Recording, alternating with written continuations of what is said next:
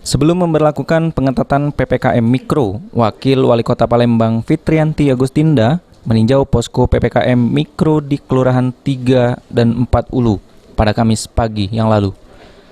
Kedatangan orang nomor 2 di Kota Palembang disambut oleh Satgas Covid dan dinas terkait lainnya.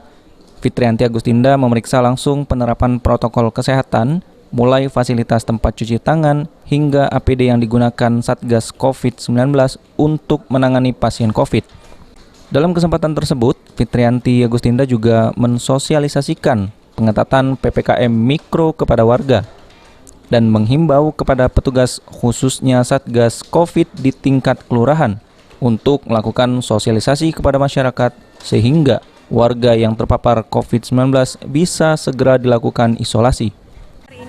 Mulai melaksanakan kunjungan evaluasi untuk memantau persiapan kawan-kawan di setiap kelurahan dan kecamatan untuk pelaksanaan PPKM Mikro.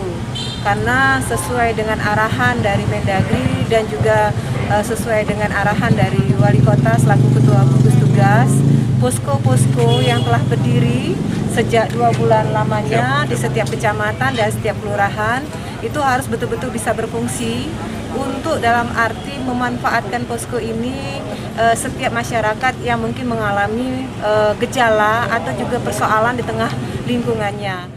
Pemerintah Kota Palembang meminta masyarakat untuk mematuhi pengetatan PPKM Mikro dan tetap disiplin menerapkan protokol kesehatan.